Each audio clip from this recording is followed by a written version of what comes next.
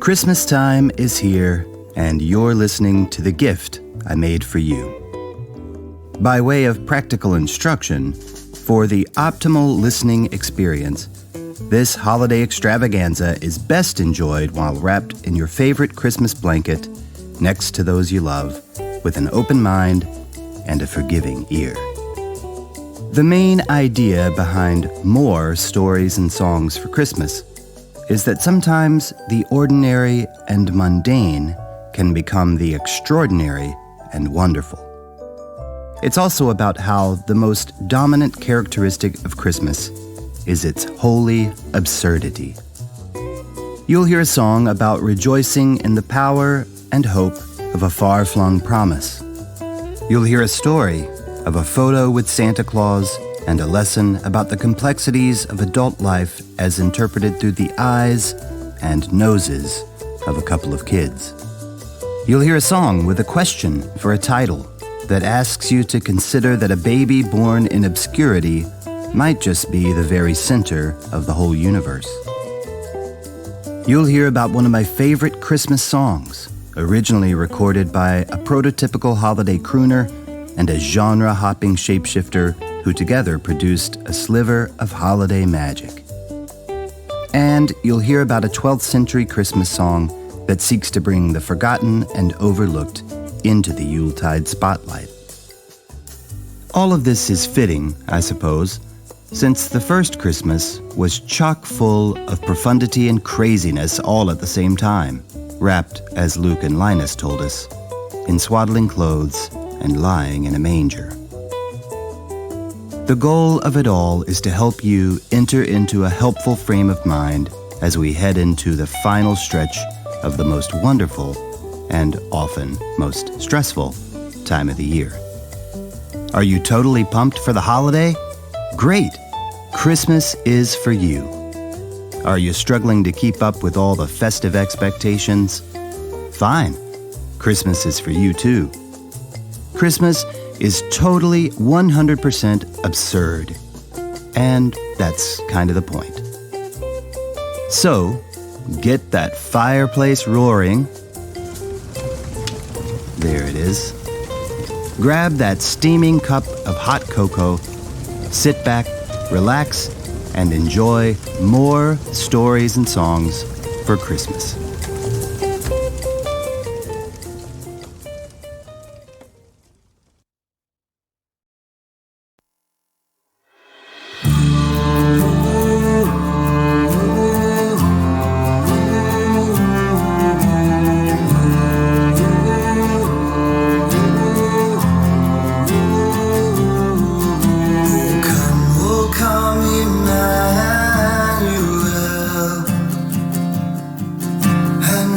Some captive Israel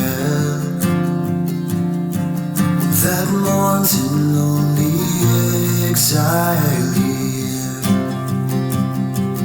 until the Son of God appear.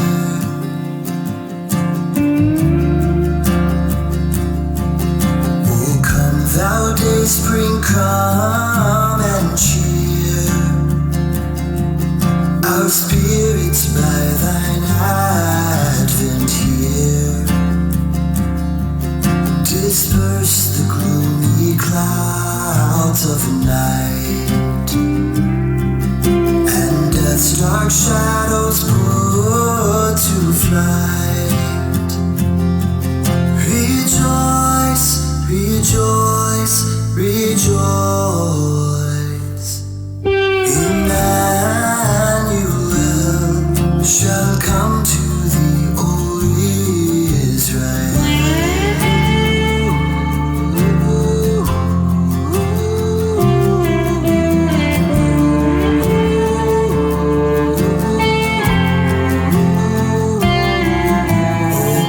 Desire of nations,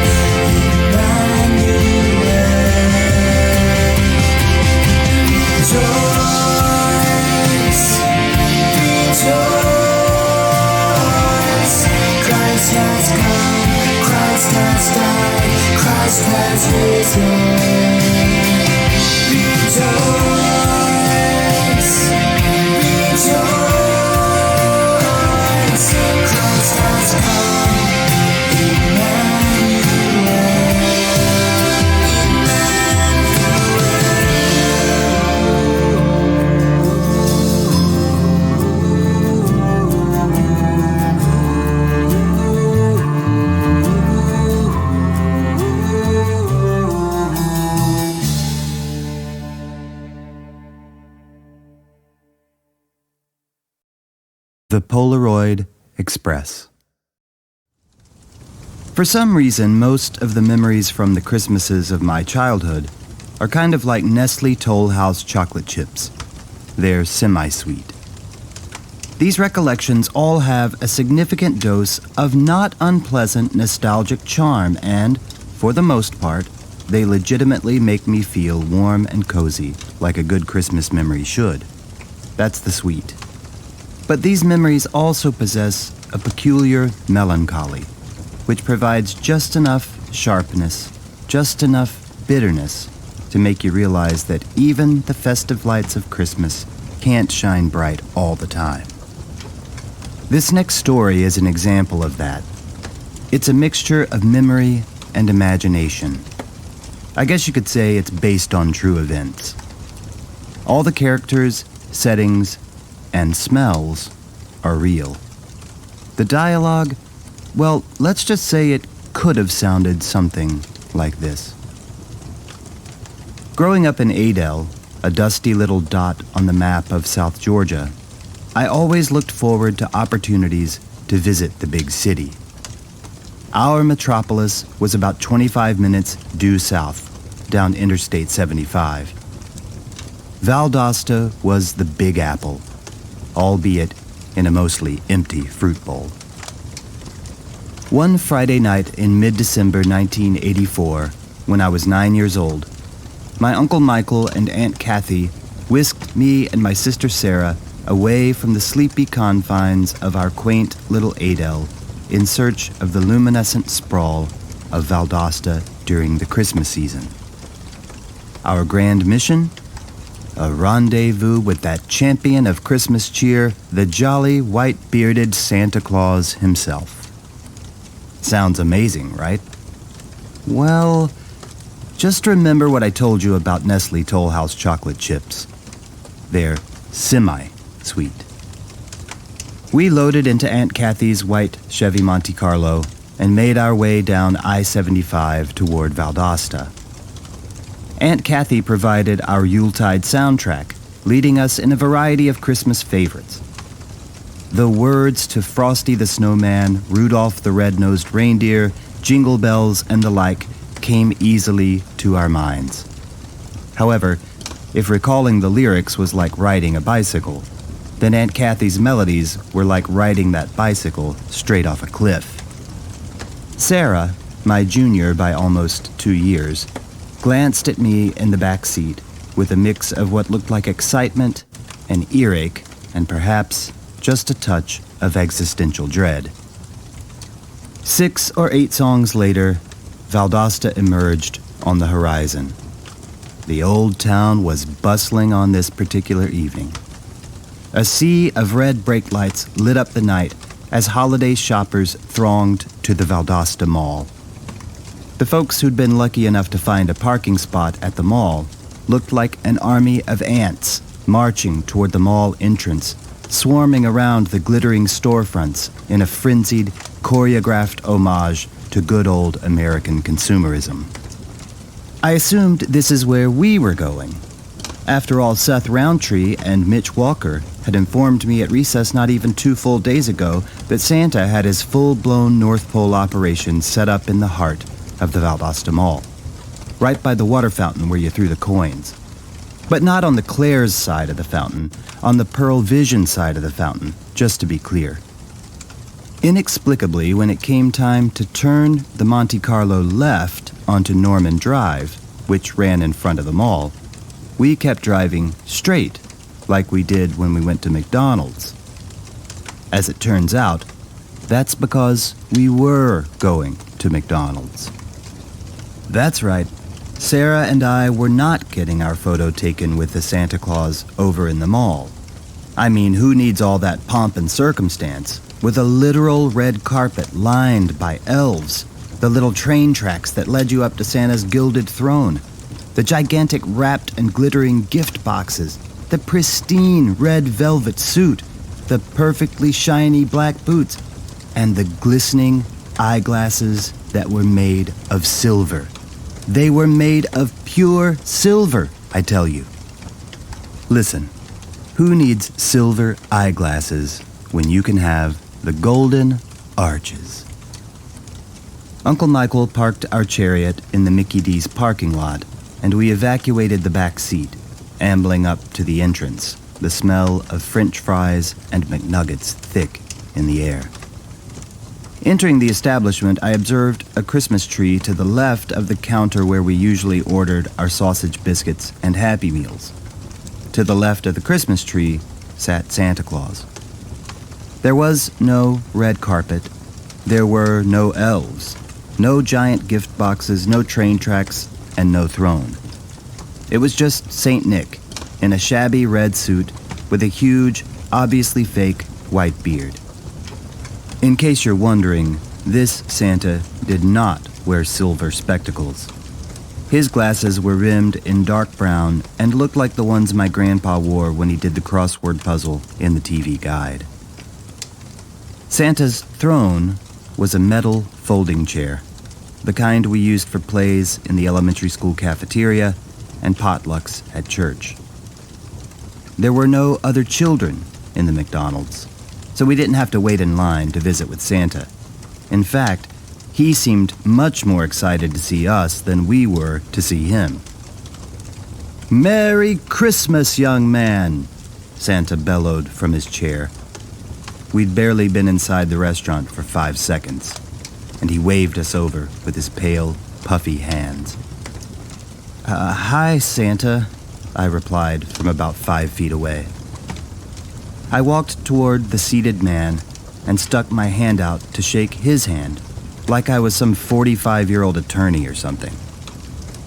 "What do you want for Christmas?" he barked. I told him I wanted a He-Man toy and a metallic blue BMX bike with lemon peel yellow mag wheels. Santa quietly nodded, took mental note, and then shooed me away. As Sarah approached, her nose crinkled. She sniffed loudly, a mere 2 feet from Santa. Dispensing with pleasantries and with her holiday heart firmly fixed to her sleeve, Sarah asked, "Santa, are you sick?" "Kris Kringle? Sick? No, little one. What makes you think I'm sick?" "Well, 'cause you smell like medicine," Sarah said, concerned. Now, as a good boy from a teetotaling Adel family, I was not experienced with the ways of life in the big city. But somehow, I knew that the medicinal aroma emanating from the jolly fat man derived from something I was not old enough to purchase, much less imbibe. I felt my cheeks warm and my heartbeat quicken as Sarah's statement hung awkwardly in the air like someone ordering a Whopper instead of a Big Mac. The tension built until finally, Santa laughed. It was a big, hearty laugh, like the kind from the black and white Christmas movies I'd seen on TBS, except instead of ending in a ho-ho-ho, it ended in a hiccup. Santa's eyes shimmered, which I guess is akin to a twinkle, though it was shaded by something deeper that probably sticks around beyond the toys and tinsel. "Sometimes," Santa sighed, his voice recalling different times and forgotten tales, "even Santa needs a pick-me-up to keep the Christmas spirit going." Click, snap, and there it was. We walked out of McDonald's with our very own photo with Santa. A Polaroid, of course. We bid adieu to our unconventional Father Christmas. Piling back into the Monte Carlo, Sarah and I prepared for the tortured Christmas songs that awaited. Amidst the receding lights of Valdosta, a thoughtfulness blanketed us. Holiday revelations transcending the trappings of the season. In that fleeting interaction, Sarah and I uncovered something generally obscured by candy canes and seasonal merriment. A narrative of grown-up complexities concealed beneath a matted crimson suit and a snowy beard. As we rumbled homeward, I stole a glance at Sarah, whose eyes now bore a newfound wisdom. Our shared gaze spoke volumes, an unspoken acknowledgement of the transience of childhood and the profound depths lurking underneath a festive veneer. Under the twinkling stars of a cloudless December night, it dawned on me that the most meaningful moments often arrive cloaked in the ordinary. A lesson gleaned from an unconventional Santa enthroned in his fast food kingdom.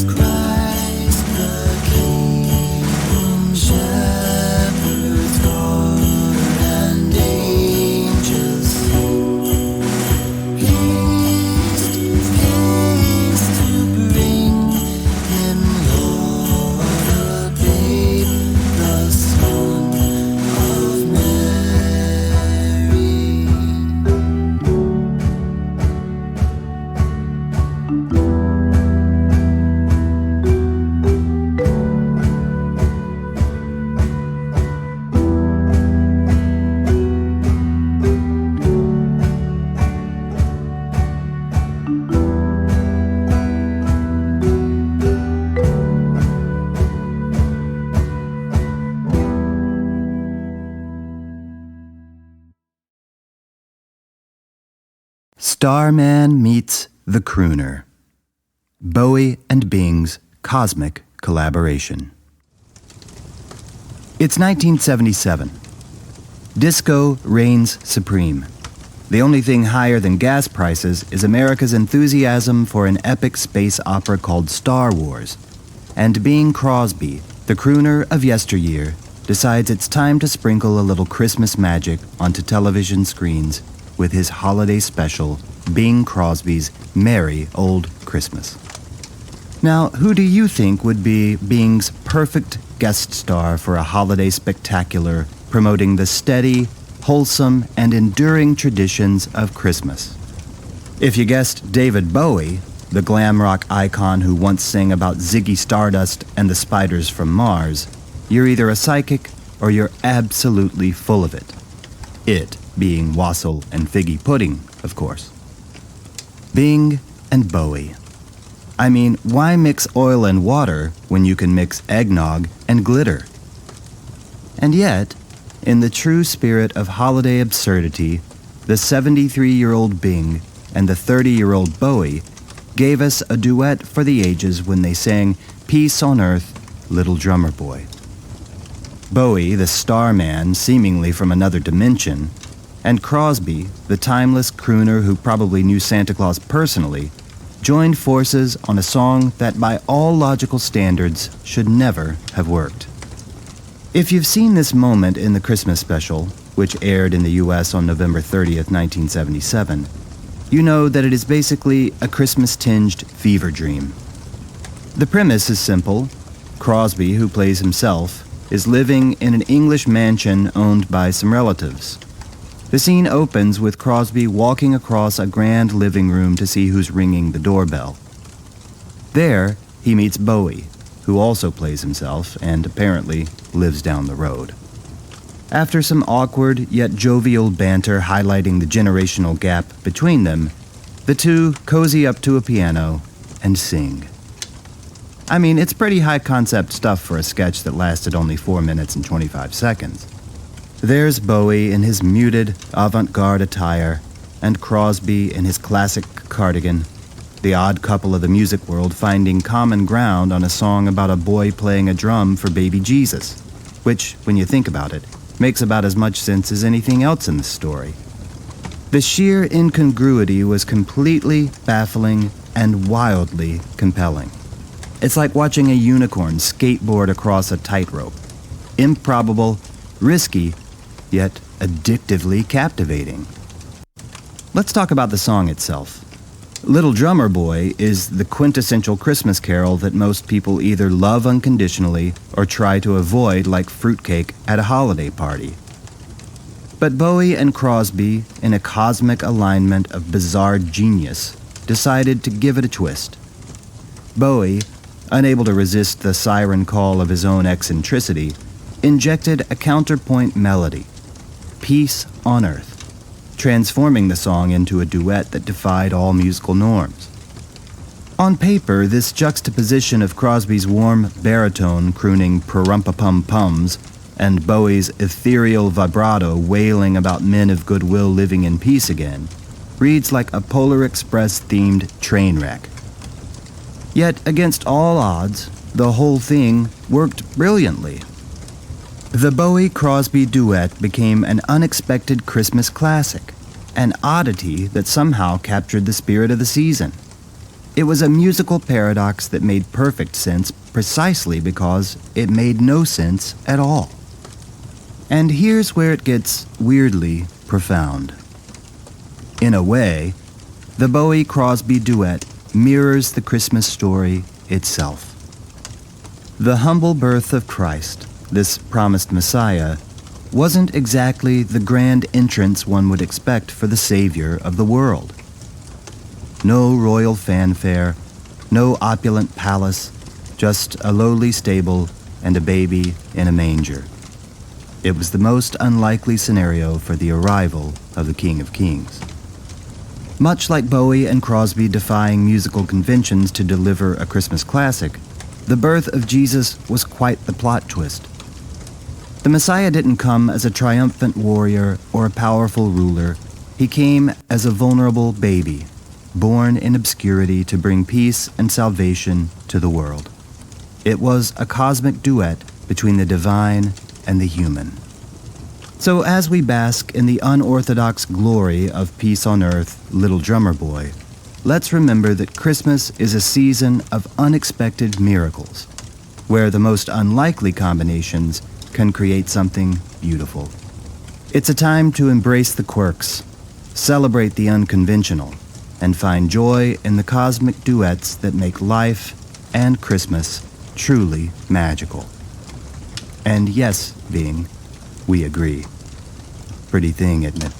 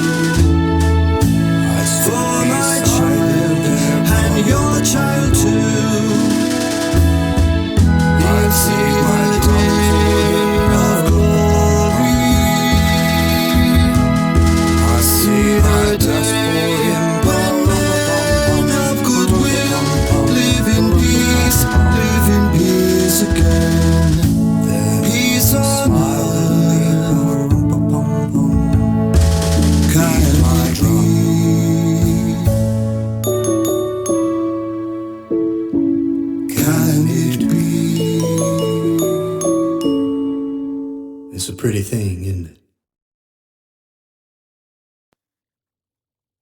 A quirky carol for the forgotten and overlooked. If you haven't noticed, I like Christmas songs. I enjoy carols from the 18th and 19th centuries, classics like Joy to the World, The First Noel, and O Holy Night. I like more modern holiday songs too. Give me Como, Dino, and Old Blue Eyes. Give me Ray, Stevie, and the Jackson 5. I'm here for it. However, there is a certain spot in my heart's holiday music archive reserved for quirky carols that don't get sung as much anymore. One of my favorites is a peculiar little tune that's half folklore, half hymn, which equates to 100% awesome. The song I'm referencing is a festive oddity that dates back to medieval times, an era when tunes were largely unwritten and almost exclusively spread through word of mouth, like some archaic game of musical telephone before there even was a telephone. Let's go back to a time before smartphones, the internet, Netflix, and Spotify wrapped lists. Heck, let's go back several hundred years before the printing press. What did people do for fun back then? Well, the funnest activity was probably not catching the plague or developing tuberculosis. But another fun thing they did was reimagine centuries-old stories that had been handed down to them. They built on stories they'd been told their whole lives, and that's where this next song emerges. The Friendly Beasts isn't your average Christmas carol. It's a 12th century animal-themed praise song that somehow, all these centuries later, manages to feel completely modern. The song features a donkey, a cow, a sheep, and a dove, recounting their roles in the greatest story ever told. The donkey recalls offering first-century Uber services to the Virgin Mary.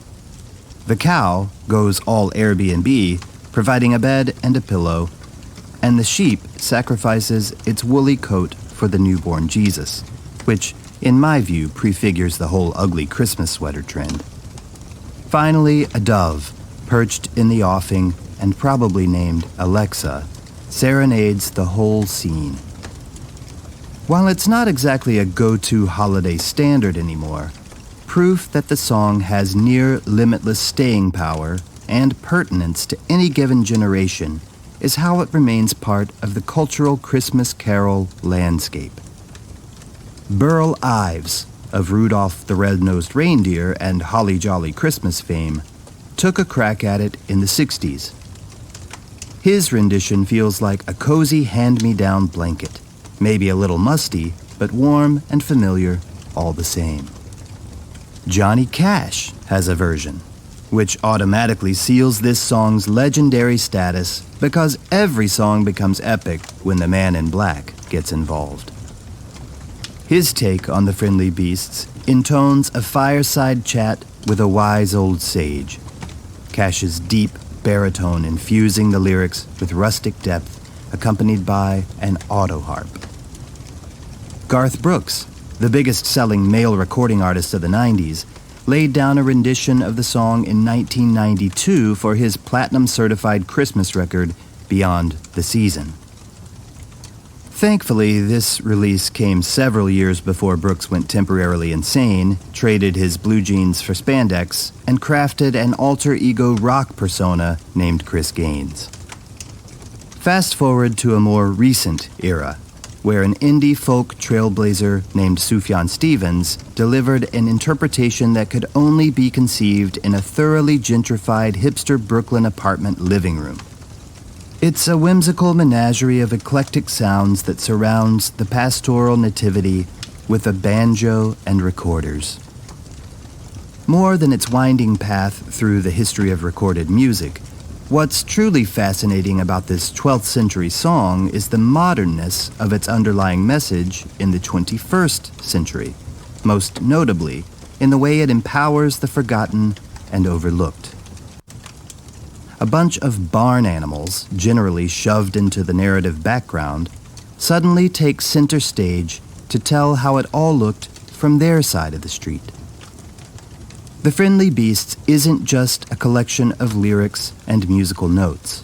It gives voice to the voiceless, establishing agency to those usually relegated to the sidelines.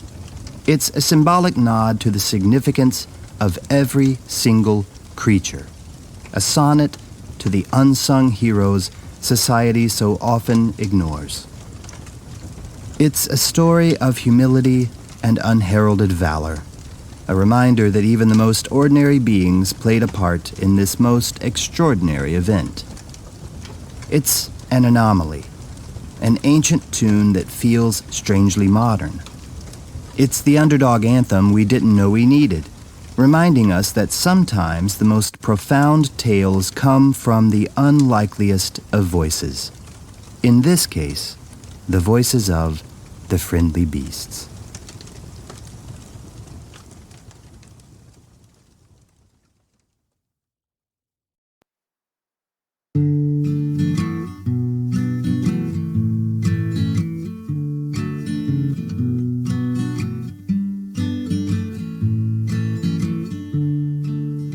Jesus, our brother strong and good, was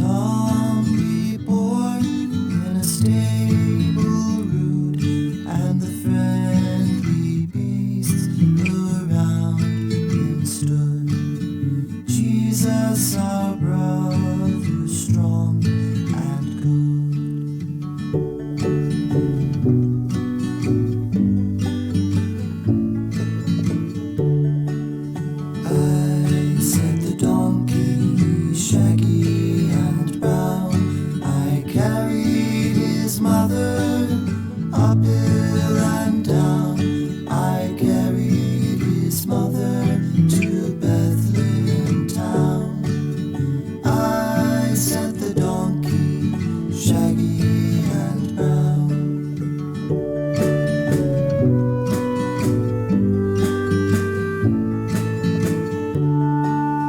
I set the cow all white and red.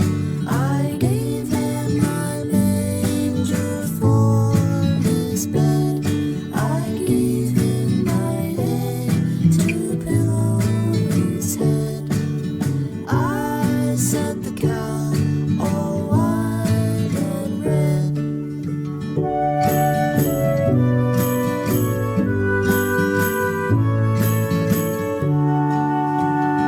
I set the sheep with curly horn. I gave him my wool for his blanket warm. He wore my coat on Christmas morn. I set the sheep with curly horn.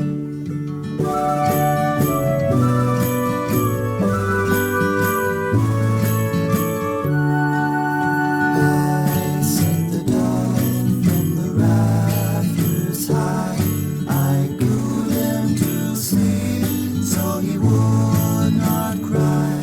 We cooed him to sleep, my mate and I set the dove from the rafters high.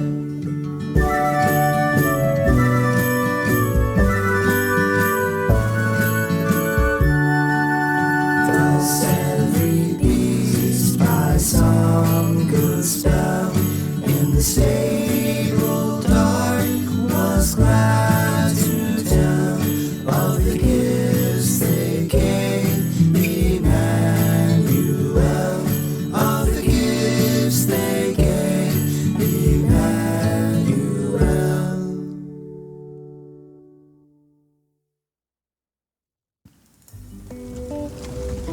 Thanks for listening to more stories and songs for Christmas. I hope you enjoyed it. I want to thank my son Eli Lindsey for his contribution to production and instrumentation on What Child Is This? I also want to thank my sons Beckett and Schaefer who contributed their voices and percussion to these tracks. Thanks also to Josh Poor, aka Bing Poorsby, for lending his vocal, guitar, and arranging talents to this project. Please see all the other contributors in the credits. May you have a happy holiday, and may you never look at a McDonald's dining room the same way again. Merry Christmas.